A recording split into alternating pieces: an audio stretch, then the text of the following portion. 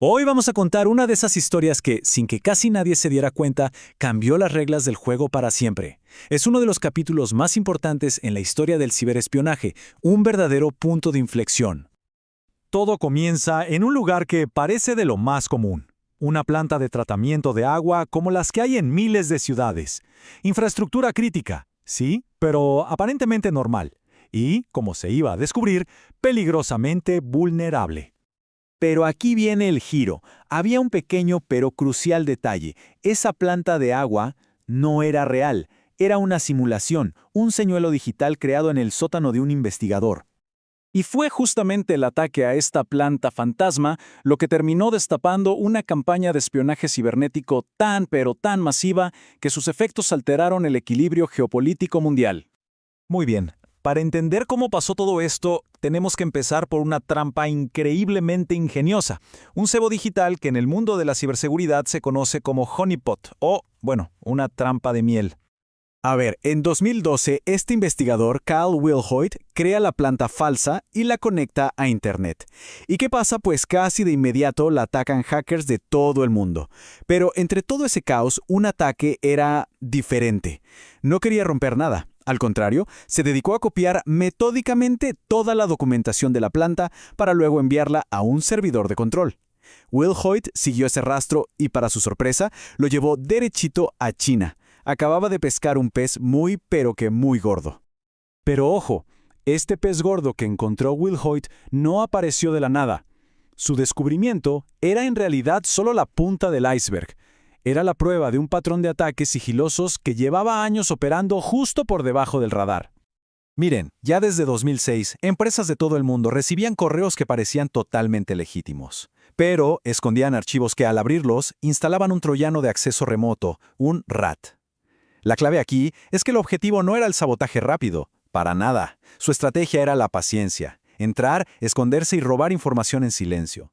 La intrusión más larga que se registró duró casi 5 años. ¡5 años! Una eternidad en el mundo digital.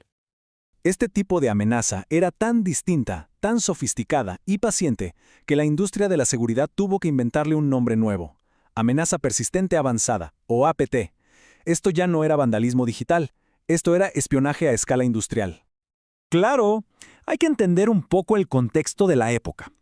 Los métodos de ataque eran bastante rudimentarios, pero increíblemente efectivos.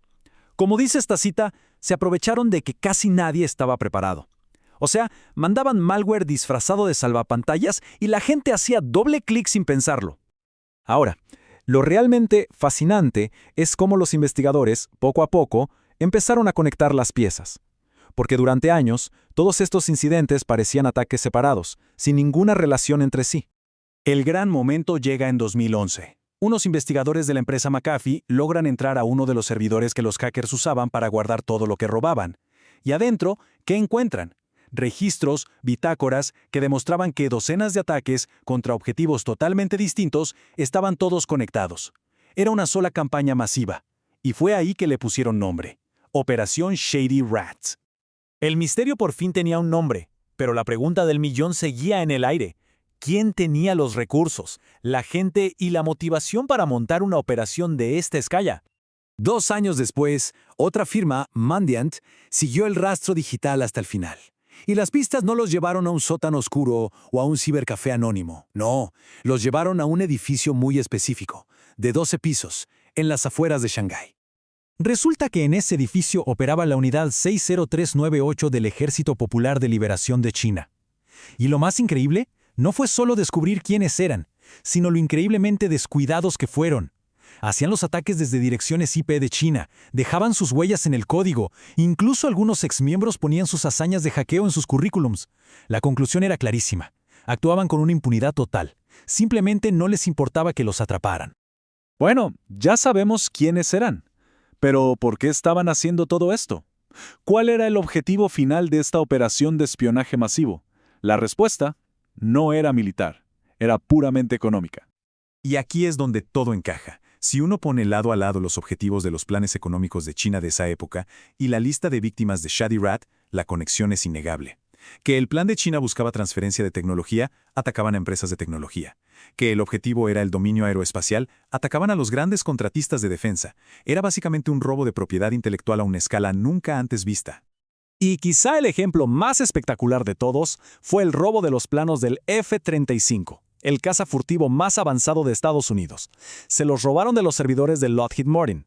Años después, China presentó un avión de combate sospechosamente similar. Pensemos en esto, el secreto tecnológico más caro del mundo no fue robado por un espía de película, sino con un simple correo electrónico.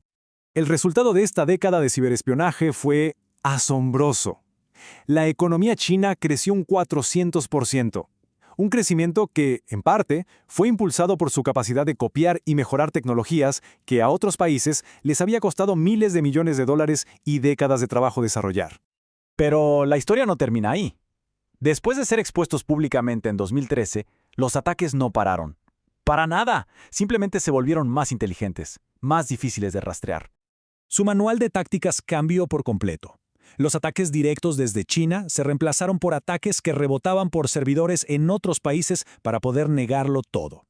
Y la estrategia pasó de ser robar y salir corriendo a algo mucho más siniestro, mantener el acceso a largo plazo a sistemas críticos, esperando en las sombras. Y esto nos lleva al verdadero legado de la operación Shady Rat, porque su efecto más profundo no fue el robo de datos, sino una vulnerabilidad silenciosa que sigue ahí, hasta el día de hoy. Un funcionario del gobierno de Estados Unidos usó una analogía que lo explica perfecto. Dijo que los ciberataques rusos son como huracanes, ruidosos, destructivos y visibles. Los de China, en cambio, son como el cambio climático, un proceso lento, silencioso, sistémico, cuyas peores consecuencias pueden tardar años en aparecer.